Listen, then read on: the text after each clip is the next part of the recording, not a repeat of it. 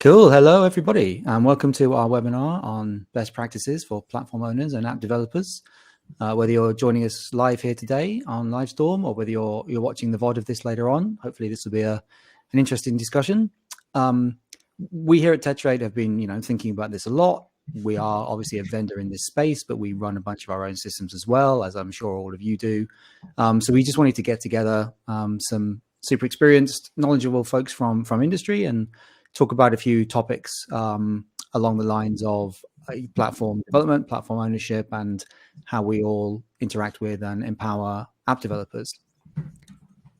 We will be spending about 40 minutes today, 45 minutes, I think. So we'll try to get through a few topics. There is a chat tab for those of you who are live. If you want to exchange ideas between yourselves, hopefully we'll be riveting. But if you do want to have a talk amongst yourselves, and then there's a questions tab as well. So if folks want to ask specific questions of the panelists, then you can do that, and we'll try to get to them at the end of every section or at the end of the webinar itself. Both of these will replay in real time. So if you're watching this back, then you'll see the chat and you'll see the questions simultaneous with the point in the webinar where they were asked.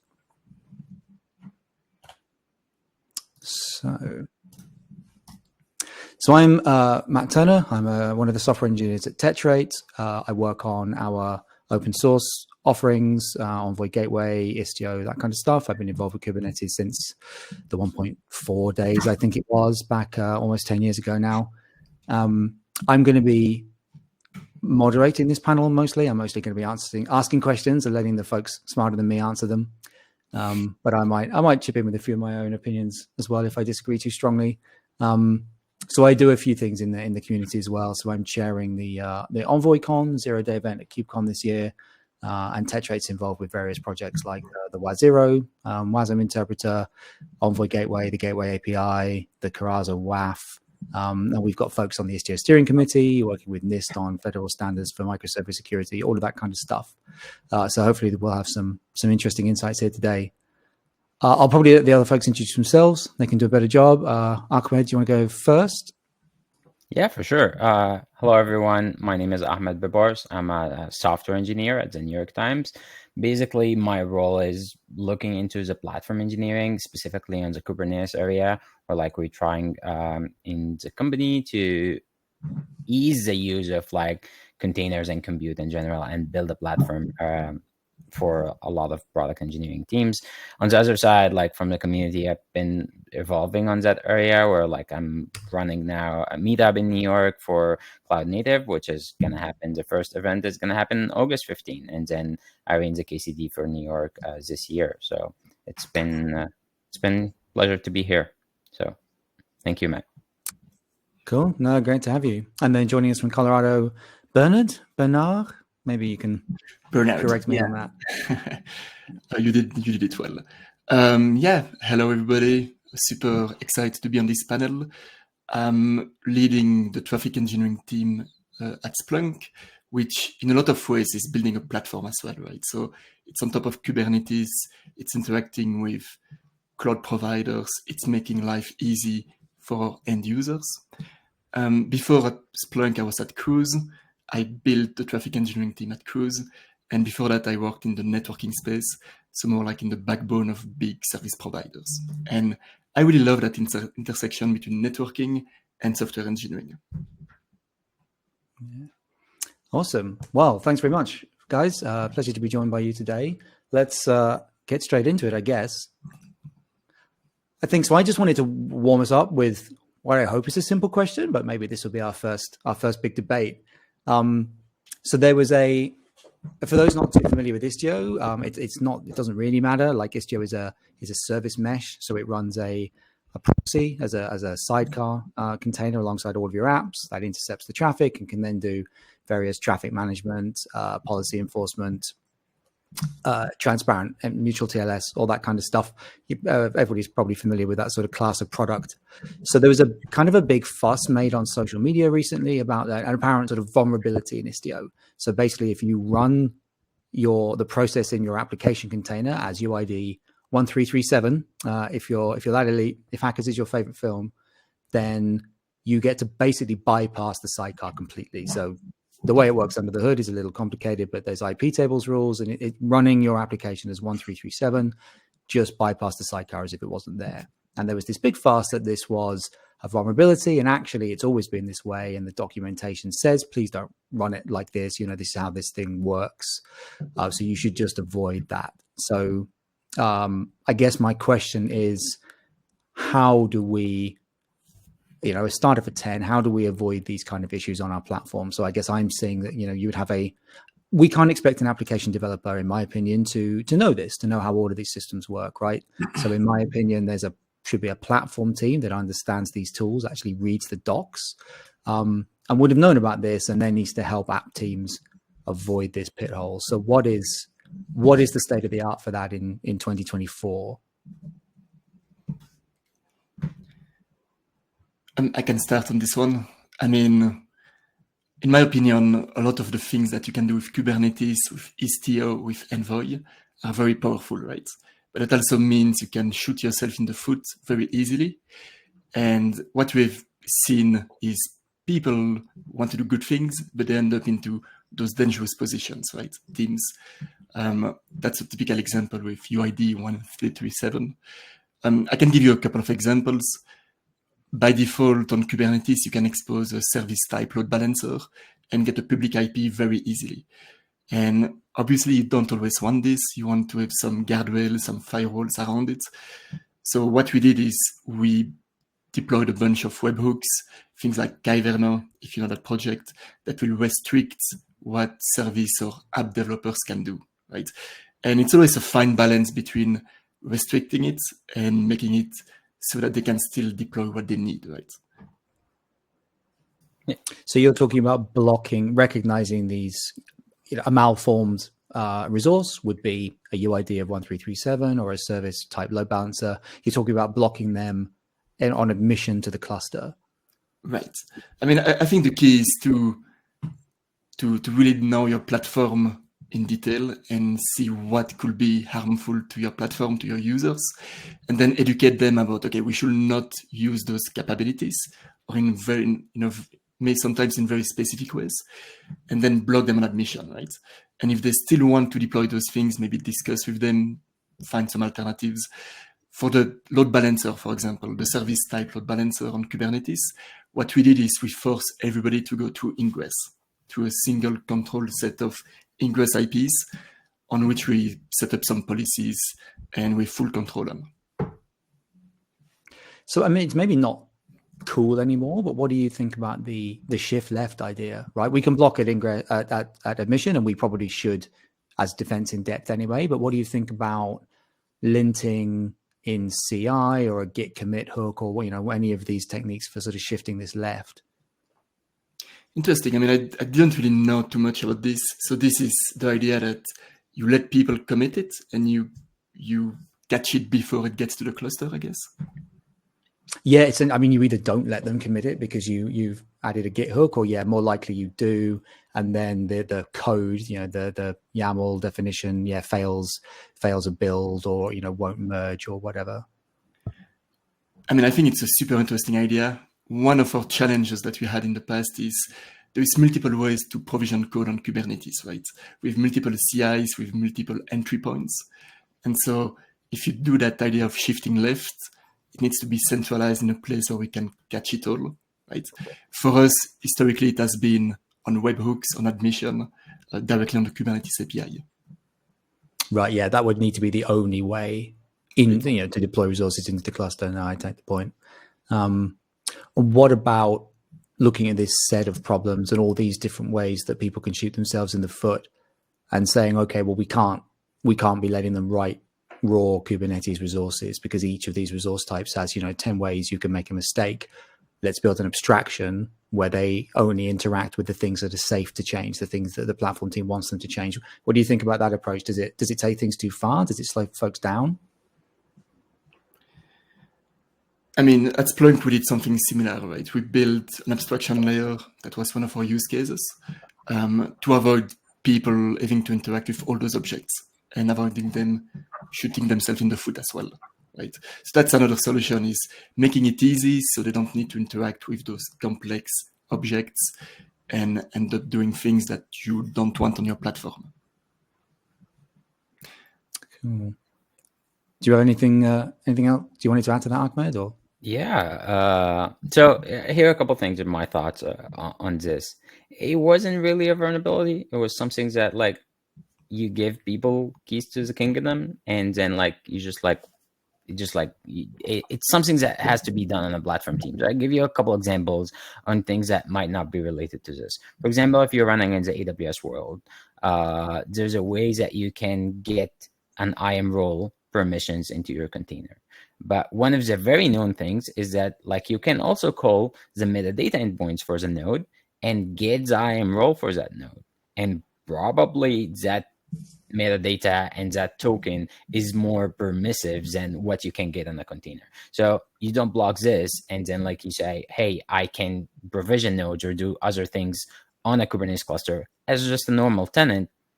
Doesn't make sense. So in a normal world where like if you're on a platform, I don't want to say like it should be restricted, but like the least privilege approach would be super helpful in these situations where like just like you close all of the things that you probably don't want to use until there's a use case and see how to formalize it. That would be one way to go around it. So there are like, as Bernard said, there's Kubernetes, there's gatekeepers, there's many things that you can prevent this. And I'm interested actually in the CI things that you mentioned, because OBA seems to be able to do some of this linting in the CI, but also like when we talk about like if users already have access to the Kubernetes cluster, means that they can bypass the entire thing. So like there's always like the bad actor. So like defense in depth is something that you could apply in the CI to prevent users from deploying this, but also like need to apply it on the cluster. That's basically it. When you ask about abstraction, so abstraction is really tricky part here, because it's super helpful, but then you can also shoot yourself in the foot if you abstract it too much. So it's where you want to abstract, because like as a platform, if I keep abstracting everything and then I have more use cases, that edge use cases, I need to keep building them. So I want to say like it's a balance between what you want to do. So I think like it's like a collection of tools that you want to apply between like webhooks, security context, all of the things that you should apply, but security policy, network policy if needed, all of the things to ensure that like users don't do that. And even if you just like have anomaly detection on the cluster, things like looking for like what's running on that port, what's doing this, what's different, things like that. So no, super interesting. Thanks. Okay, I think let's run us through a sort of a scenario, maybe a typical working week or year, depending on how long this stuff takes, for a platform team that's maybe starting to ramp up. So the first scenario I wanted to talk about was I guess just CVE management, or like any kind of maintenance, but CVEs are the patch management, I guess, is the obvious thing. It's important because it's security, it's timely. You need to do it quickly anyway, and you probably have a regulator or somebody telling you that you have to. So as a platform team, I want to build an open source. I want to bring in all these different CNCF projects. They're all great, but I've now got a whole load of things to keep on top of that I need to keep up to date. I don't want to be patching everything to the latest version all the time, but I do need to be hitting those security releases. How should a platform team go about this? How do they avoid drowning? How do they know what to do? How do they do it at the right time without downtime? How do they know that they've done it? Maybe prove to an auditor that they've done it in a timely fashion. I don't know if either of you's got any stories about an organization. Feels like a job interview, but any stories about an organization where you've implemented this successfully or not, things you tried that were a dead end. I can start on this one. So one of the like a good approach of doing this is just like understanding your inventory. So first of all, to know what's really being deployed. If you're talking from a Kubernetes clusters or from Node's perspective, just like you have to understand what processes are running, what versions are they running, and then always have a continuous profiling on like what's really causing vulnerability on it. One thing that I have seen been effective is just like auto updates for specific versions. You always keep automated on the batching version for like minor updates. Sometimes it's super helpful for these scenarios. Another scenario would be like how to react really when there is a CVE. Like giving you an example, the curl CVE that was introduced recently. There's a lot. There's some stuff that you can really automate, but there's some others that are embedded into different libraries that you have to go quickly and just like triage this as it's seen. So it really depends on like, are you using like a central libraries, for example, that people are using in the organizations that like once you bump a single version, it will bump other things. Are you using a specific like images in an organization which like they are security vetted that automatically get abstracted into like other image? So one of the examples that I have seen is like when you run rootless images, or when you run scratch images for containers that doesn't have anything, and then you build the libraries that you want for your specific application. So it's more like reducing the risk for like application layer at some areas. When we talk about the platform overall, I would say like just having monitoring around these CVEs is a super helpful scenario to understand like how you quickly can roll them out, and the automation is something super helpful as well. So Bernard. Yeah, I mean, we say exactly the same thing. So, I mean, for us, I will put them in two categories, right? You have CVEs in the platform itself, and that's usually the easiest of the twos because it's something you manage yourself, right, as the platform team. And by this, I mean something on Kubernetes, Istio, the base image, as you said, Hamed. Those things, we manage them directly, and that means we build automation to roll them out quickly. Like Istio minor versions, for example, is something every time a new one comes in or a CVE bulletin comes in, we look at it and we decide if we need to automate the rollout of it. Right?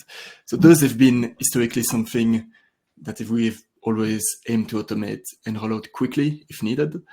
The most tricky ones have been when it's in the libraries, in things that the app or service teams are actually using. Because then it's a patchwork of different languages. We need to figure out who is using what, talk to them, make sure they upgrade it and roll them out. So what we started to do is more like inventory management, try to know which app or service teams are using what. So in case we find a CVE, we can quickly go talk to them and try to roll this out quickly. But yeah, I mean, I will just add to this that we've been trying to move a lot of things into the platform itself, because then it's also way easier to upgrade when a CVE hits. One typical example for us has been MTLS. So we came from a model in which each application did TLS themselves for compliance reasons. And we moved this into the Istio layer, into a service mesh. And that reduced the amount of those CVEs and vulnerabilities by quite a lot. Yeah, I think that's a good point. Factoring things out, right? Like, so why would I write my own crypto when I can use libSSL? Yeah, why would I do my MTLS when I can use the platform? Because it's centralized, it's easy to do. I was just wondering how we find out, how we get that observability, how we find out about those CVEs. So, I mean, Tetrate makes tooling around Istio. We've got a dashboard for Istio. You connect it to your clusters. It talks to the mesh, and it'll tell you all of the CVEs in the the proxies and the control planes that you're running. But that tool has first-class knowledge of what it's looking at, because the image scanners really only find packages in the base image. An image scanner will look at an image and say, let's say it's not distroless, right? They'll say, oh, it's a C library and a shell and libSSL, and an Envoy package, fine. And like there could be CVEs in any of those, but for the Envoy package, you don't. That's just the Envoy packages. Well, there was a CVE against Envoy, but was it in a part of the code that's actually built into the Istio Envoy sidecar? Or there was a CVE in an Envoy dependency. Well, is that even? Envoy's C++. It's a compiled language, so do we know that particular piece of code was even linked into the binary we've got, right? So those image scanners can tend to be a little coarse sort of overall. So, for Istio, we've built a specific tool that helps folks out and can actually understand, right, Envoy version 1.31.0 in this context actually means, okay, well, this CVE doesn't apply to you because the code's linked, sort of optimized out at link time or something. But in the more general case, how do you get observability? Do we just scan images, or like how do we even know what to patch? I mean, yeah, I can try to answer this one. I mean, we have static scanners for image, I'm sure. Okay, so there are a few ways that I have seen. A couple of them are like image scanning that like you really can do, and just like when you build the image. But the other very important things that I have seen is like, and that speaks to the inventory back again, which like you run daemon sets that always collect data on the images that are being run on a cluster. I'm talking about the context of like EKS specifically, or Kubernetes for an example. Like there are some tools, I don't know of like an open source tool in that. I'm sure there are, but there are some tools that I have seen, AWS Guard Duty for like runtime monitoring, which like can look into the images being run and what processes and what libraries. There's also like a couple things about like, I believe Palo Alto has like a product called Twistlock, and Wiz has something that's similar to this, but it's more about the inventory. It's like you have to have something running, collecting all of the libraries and processes and things running on your machines, Kubernetes or not. It's just like something always running in your environment to understand that you're collecting the inventory data, and there's a work done behind the scene to match with all of the CVE research that comes up and then like notifies you. So this is like basically a critical element of like monitoring things that could happen either to a platform or an app. You just need to be aware of like the situation and then see how to patch it. If it's automated, as said, for Istio or platform specific pieces, sure, that could be quick. But if it's an application, we need to notify people or let them know like, hey, this application has a vulnerability of that library, how to mitigate it. Sometimes it's just like a quick upgrade. Sometimes it would need more time to figure out what's really to fix. So it really depends. Sure. I was going to ask if anybody's used the S-bombs and all of that kind of stuff, but I think in the interest of time, we actually need to move on. Maybe we can come back to things at the end if we've got a bit of time. I will, Matt, if I may, I will just add that one thing we are really looking at is today, if there is a CV into a library, the whole library is tagged, but often you only use one or two functions into a library, right? So we are really looking into that level of, do you actually use the code that got a CV, right? Right, yeah, that's exactly why we built that Istio dashboard here at Tetrate, right? Because it knows whether the particular code is used, and because if it's not, it's in C++, it's not even linked in. Right. But yeah, that stuff goes very deep, which is why I was wondering about S-bombs, software bills and material and stuff. But yeah, I'm sure we could talk about this all day. But yeah, I think it's one of those cases where you need to know what question you're asking, because I think folks will often see success as like the biggest number of CVEs. I want to know what my security vulnerabilities are. Cool. So let me have a look at the market, see what tools are available. Oh, this one gives me the most number of vulnerabilities. This one tells me I'm most at risk of it, must be best, right? It's finding things that the other ones aren't.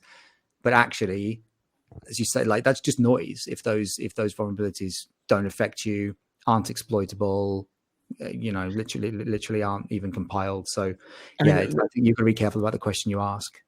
And a lot of things in security are checkboxing, and we are really trying to get away from that, Yeah, exactly. Well, let's assume we can deal with that. Let's assume that the platform team can take care of CVE management and everything else, and it's all lovely. The platform just works. I'm sure we're all there. And I guess the second scenario I wanted to talk about was then our app devs are obviously going to come and start using this fantastic platform, right? It's the easiest way to do things. It's the paved road.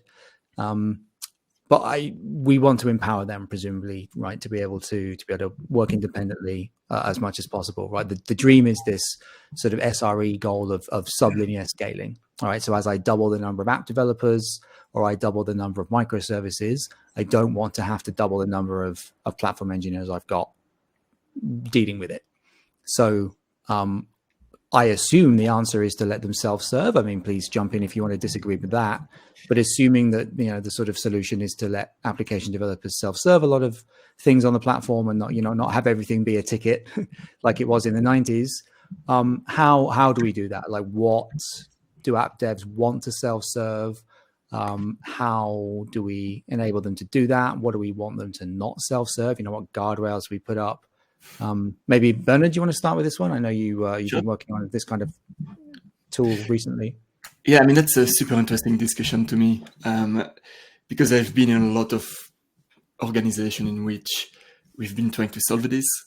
So what I've always seen is you want to let team use the Kubernetes API or the low-level APIs if they want to, but you also want to make it easy for them to abstract things if that works for them.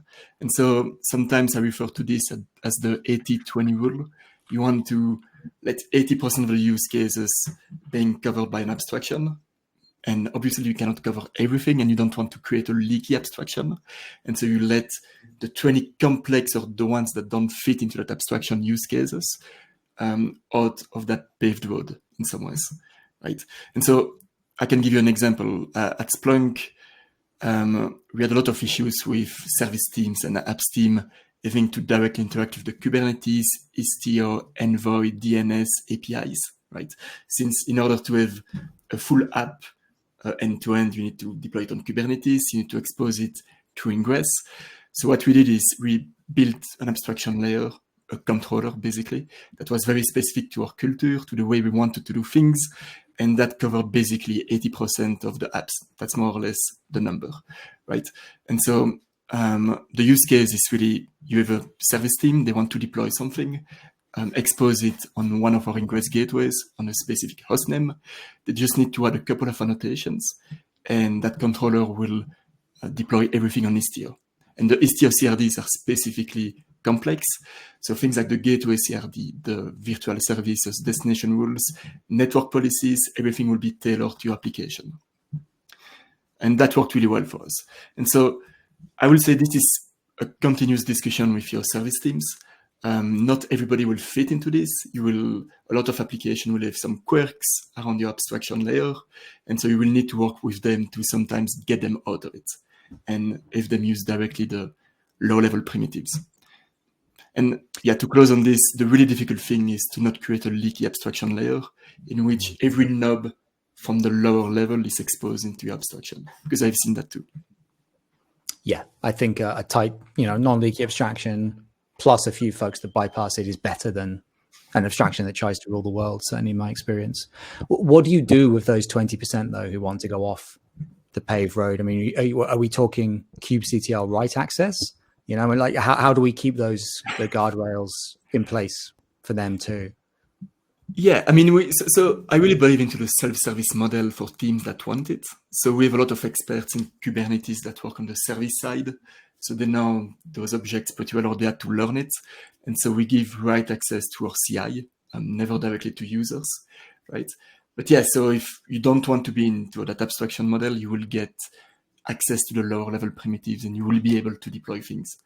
And again, that's where the discussion comes in, where we work together. Obviously, they don't have the cognitive load to learn about Istio and all the details. So we work with them to make sure that they can be onboarded. Cool. Ahmed, what's your experience?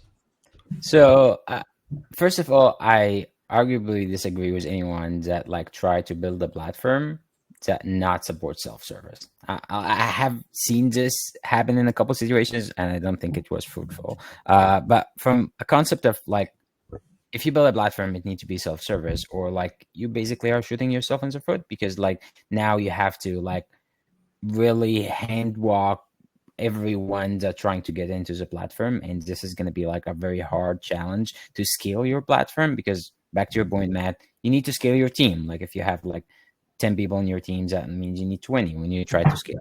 So there are two things that I'm looking at here. One, similar to the controllers that Bernard mentioned, that idea of I believe in one thing, you should have, you can do anything by hand if you are in a platform. So if the platform supports that, if you build an abstraction, it's really going to be built on top of that to just make it easier for you not to have to go through. I'll give you a couple examples. I have seen use cases where you can build like a multi-environment across different services. So let's say you are in a team and then you are trying to test your service against other microservices. Sure, you can take a version of each image and then build your Kubernetes manifest deployment and deploy it this way. Will it work? Sure, it will work and it will give you the same results. But also, like, I worked for HelloFresh point of time in my career, and like I have seen like there are a couple commands that you just like add built internally that like gives you the same exact result by you passing the images that you are trying to test. So that makes the process easier. While I have to rebuild the entire manifest and all of the service accounts, Istio virtual services, everything, I just have to pass a couple commands. And the 80-20 rule is really something that like each organization might have it differently, because some organization, I'm not in disagreement, but some organization might have 80-20, some organization might have 90-10. It really depends on like the spectrum. But I have seen teams who are very well know the infrastructure pieces and they can move things around. And these edge cases usually are less than usual, but most of the app teams that like they have pretty specific use cases. It really depends on the category, or like, are you deploying an ABI or are you deploying something else? So at the end of the day, I believe abstraction and making it self-service help with giving you the same permission to do what the abstraction is doing. It's not trying to reduce what you can do, but it's just making it easier so you can onboard quicker and just move on without having to dig deep into the details. Matt, if I may add to this, and I agree with everything you said, Ahmed, one key thing that I've learned is you cannot force people to use an abstraction. So you need to leave them the choice to go to the primitives or to use the abstraction. But if you force them, that will be the start of them trying to use things that are not built into the abstraction, and they will not be able to fully deploy the way they want. So really the key is to strike that middle ground and find a way to tell your teams, if you use this abstraction, it will be easier for you. Yeah, that's really interesting for me, actually, is maybe we're using the slightly the wrong word with abstraction, right? And abstraction is not trying to hide anything. It's not trying to prevent access to anything. It's just trying to make things, think of it as a template or whatever. It's trying to make things quicker and easier, but not deny it. Okay, cool. Well, I think that leads us quite nicely into my kind of last question then, which is, okay, so there's an easy way to do things, there's a hard way to do things, but I think we've agreed to never block access to any of the primitives from anyone. So folks are going to make mistakes, right? They're going to try their hardest, but they're going to make mistakes. And when things go wrong, dev teams always blame the platform, especially the network. And they may this may well have been where they've made a mistake because this isn't their area of expertise, and we've given them all this access in case they need to use it. But for whatever reason, I'm an app dev, I'm an app owner. Maybe I'm on call, I'm stressed, it's late, my app isn't working. How do we empower them? Should we empower them to troubleshoot it? And I personally think that we probably should, because again, for me, it's all about reducing that load on the platform team, not having to make 1 million platform team hires. So how do we reduce that load on the platform team? How do we help them troubleshoot their own stuff? How do we help them, self-serve troubleshooting, I guess? Especially as you see, Istio, Kubernetes, Envoy, DNS. I always blame DNS when things go wrong, and this is my job. They're super complicated. So for people with sort of imperfect knowledge and full power access, how do we help them? Do you want to go first, Ahmed? Yeah. So this is a very interesting question, and like it comes to like providing observability as a platform. So if we talk like we build a platform, you just like want to have all of the tools. We talk observability, we talk like traces, logs, metrics, all of these available. But like it's not just being available, it's just like being easily produced for the teams. So you're a new app owner, you're coming in and like you have the basics of like your logs and traces, and you know where to go from there to solve your problem, or at least to understand like what's going wrong. But there's another concept of like, there's one thing that I have seen also. It's really helpful to distinguish between what's a platform issue and what's an app issue, because in some certain situation you may have someone coming and say, hey, there's an issue with my app, and that issue is not turning to be the app issue. It's a platform issue. So that's a really tricky situation where like you have to put the right metrics and right information. Back to your point about blaming the networking, it's just like you have to put enough information to like show people like, oh, everything is working as expected, just your app is not working for these specific reasons, and here are the dashboards and the metrics and logs and everything that proves that. Otherwise, it's just like going to be like every time something's not working, people will come and say, hey, it's not working, your platform, it doesn't work. But it's not really the platform. So I strongly believe that like exposing all of everything that you should have on your platform to the users, from metrics, from like logs, everything that you can see, and collectively just like making it easier for them to consume. Is it like creating a specific dashboard for each app? Is it creating like some sort of like integration between different things to show them like what's really happening? That could be done with like different tools. But the way that you present it to the user, the more that it's going to help them to understand what's happening with their app. Because as a platform owner, like you exactly know what's running on the platform, but you don't have the context on what's running inside the app. Like I'm not gonna look into like why this app is making this call to that API, but I understand if there's a network block on something specific. So that also like it helps navigate between like, is it a platform issue or is it an app issue? How much education do you think needs to go with that, or do the tools need to be super obvious? I mean, so let me think of the example of, I'm using a service mesh. I've got a reverse proxy in front of my application, right? And the dashboard's gone red because it's 5xx responses, right? It's errors. As a network engineer, as a platform engineer, I know the difference between 500 means the app is crashing. 503 means your Istio is misconfigured, right? The reverse proxy is saying, well, I can't serve that request. I don't think too many app devs necessarily know all of their HTTP response codes off the top of their head, and nor should they have to. So how do we, I've got this dashboard that's like, 4xx is yellow, 5xx is red, everything's red, 0 responses per second. How do we help them through like maybe that specific scenario? Not that I had this last week, but, hypothetically speaking. An interesting approach is like to leverage some of that documentation around support, like what's really happening, like what changes could be there. I have seen tracing to be one of the powerful things that could lead you directly to which component that specifically is causing the issue. And then from there, like you would have more asks. One of the interesting, since we are in this era right now, is like leveraging some Gen AI tooling on top of like what's really happening to describe the issues better. But it's really like at the end of the day, there is a piece of education that have to go into the team, because other than that, you just like will get dragged into every single issue. So the more that you can like just like leverage overall from whatever available, like documentation, tooling, all of the kind of stuff, tells you like what happened, or even like simplest could be like there's a change got here introduced at this point when that failure happened. Like you can basically correlate this change with that error on the metrics. That's what I have seen so far. What about you, Bruno? Yeah, I mean, I think to your point is with traces, logs, metrics, what we've seen is there is so much data for everything that actually users get a bit lost in it.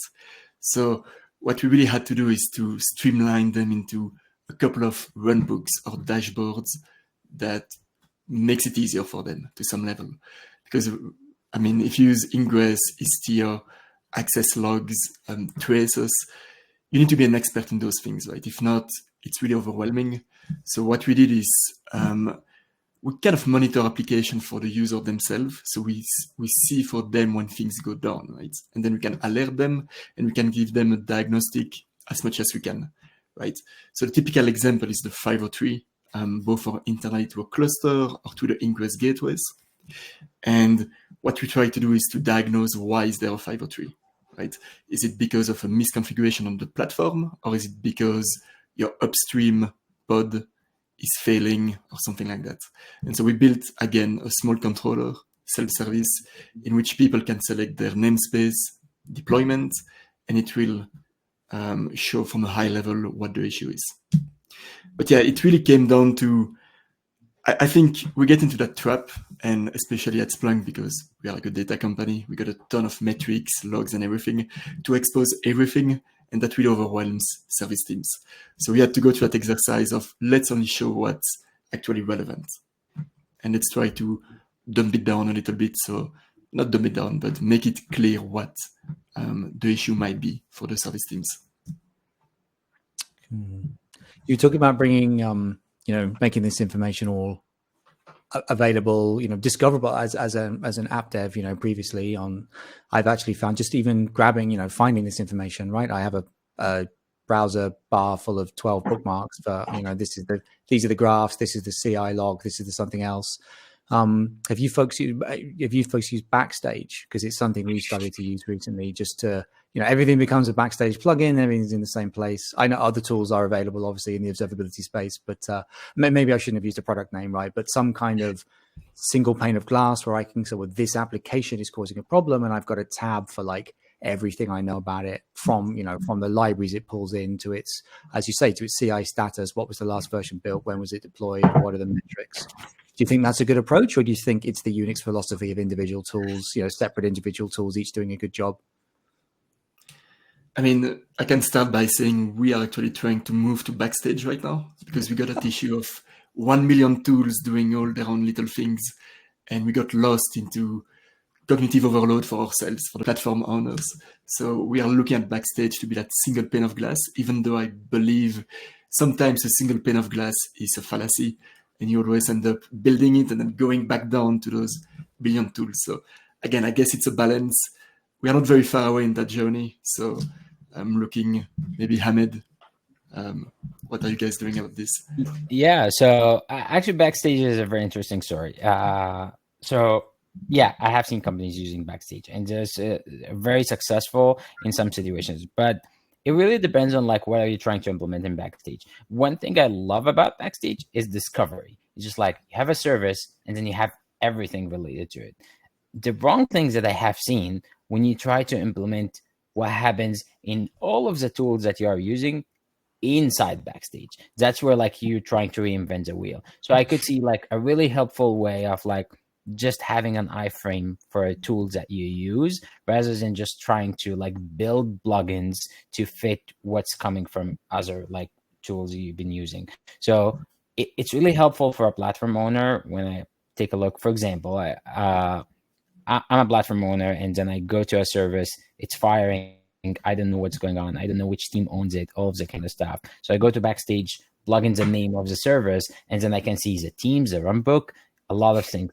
It's not just helpful for like platform teams, but it's also helpful for other teams in the company. Just like if someone is figuring like processing of an incident, for example, and they see like an upstream is just failing and they don't know what exactly to look for, they go like and check the discovery.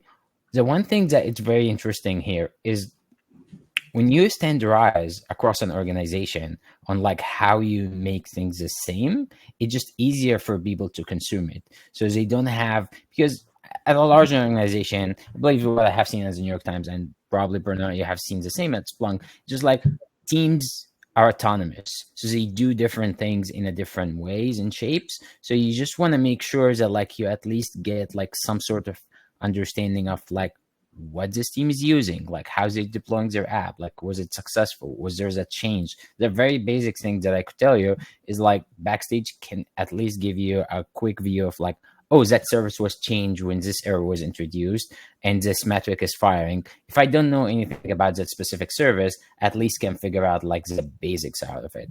But it becomes more problem when you try to implement like everything, like you're trying to get Grafana into Backstage and trying to get like the entire tooling into like a different tool. I don't think it's built for that, but I think it's a great tool for centralization and being your discovery area where like what's happening, how to get to the basics, and from there each team customize on the use case. Yeah, I agree. I mean, we've made a Backstage plugin for Istio, right? I mean, Tetrate's got a Istio config linter that'll tell you if you've made Istio misconfigurations, right? That could make things go wrong. So we've got a plugin that'll add a tab for that. And you just go to a service and you can see that tab will be red, and that tab will say you've got a misconfiguration. That's not a substitute for understanding how Istio works and how to configure it. It's not a substitute even for going and running that tool in the CLI, maybe getting a more detailed output, but to be able to eyeball that and say, yes, this needs more investigation, or no, it doesn't. Yeah, I think so many of these Backstage plugins actually just need to make something discoverable and then offer a deep link right through to the right Grafana dashboard or something where I can then start changing filters and time ranges. And as you say, the last thing I want to do is re-implement that as in JSX, But yeah, as a central like jumping off point, I've certainly found it super useful. Cool. Well, thanks, folks. We're nearly up on time. I was going to take some questions. There's one question's come through in the chat. This was one of you touched upon this earlier. The question is, what is your take on the use of generative AI they're saying for automating deployment and for troubleshooting? Has anybody got any concrete experience to share? Has anybody tried this? Personally speaking, I tried just like multiple times in different occasions. And I actually like had a conversation about Amazon Q in the last AWS summit in New York. I think it's promising. I think I would say for now, it's my go-to as a smart search. So like instead of like you doing assertions and you're trying to filter through the results, it has like more powerful things to do.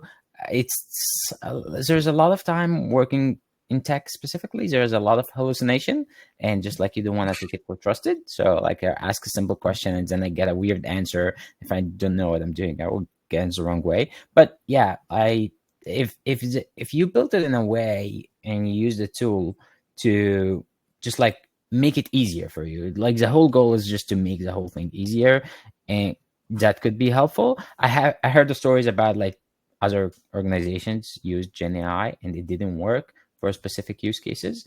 So I don't know yet where we're going to be in like 3 to 5 years in general, but I think like it's improving fast, that it could automate a lot of things behind the scene, because it can correlate the data. If you get like a bunch of data and run it through something and ask a couple questions, you probably would get like 80-90% of the right answer. Doesn't have to be 100%, but like it could be super helpful in some situations. What about you, Bernard? Yeah, I mean, I'm looking forward to that as well. One specific area I really want to see AI in the next 2 to 5 years is troubleshooting. So to come back to that overwhelming amount of data, right? Sometimes I spend hours looking into access logs, metrics, traces to find something very small that is the cause of an issue. I'm sure AI can help there. Going through all of this, finding the issue. I mean, there is rudimentary tools doing it that are not really AI today, but really that next level of intelligence of pattern matching would be really, really great. And that could be super useful for day-to-day troubleshooting. Yeah, maybe the next level of bringing everything together and, pass Backstage, just feed all the data in, get a summary.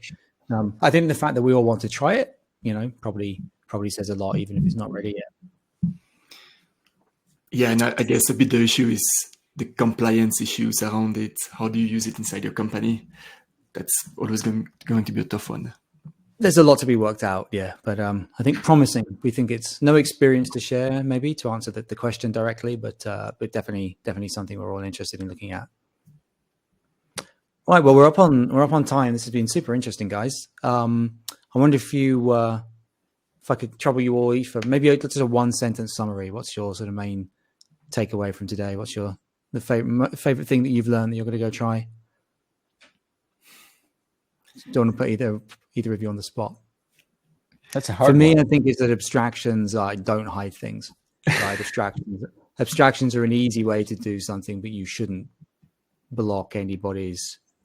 Because 5 years ago, everybody was saying, don't give people kubectl access, especially write access. But I think sounds like we've maybe come full circle on that, and we're offering a paved road that's got guards, but we're actually saying folks should have access, and it's kind of on them to educate themselves to use the tools properly. That's my takeaway, I think.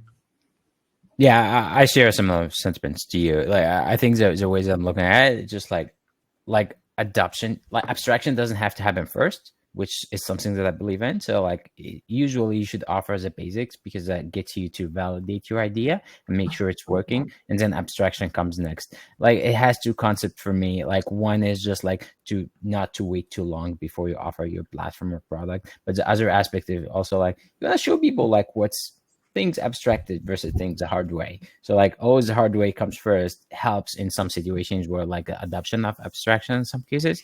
But I think it's very interesting to hear that there's always a balance and how to like measure this balance and understand like the spectrum in your organization work. It's very interesting. So you need to go back and double click on that. And I will echo this. To me, it comes down to leaving the choice to the user, right? To the end service team, and creating that right balance to push them to go to the abstraction, but never force them. That's really the key. Cool. Thanks very much. If folks want to carry on having these kind of discussions, learning about this kind of stuff, if you're in New York, there's a Cloud Native Midtown meetup that Archibald organizes, I think, on August 15th, so next week.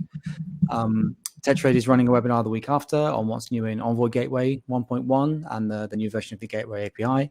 So if you're interested in Kubernetes Ingress, modern reference Kubernetes Ingress, and then there's again, if you're in New York, there's an AWS Community Day coming up at the end of August. Great. Thanks for your time, everyone. I hope the folks live and the folks watching this VOD have had a good time and learned a lot. Feel free to get in touch with any of us if you want to carry on the conversation or check out some of these events. And yeah, I think we'll leave it there. Thanks very much, Archibald. Thanks very much, Bernard. Thank you, Matt, for having me, and nice to meet you, Bernard, as well. Same thing. Nice to meet you both, and thanks for the good discussions. Great. Thanks a lot.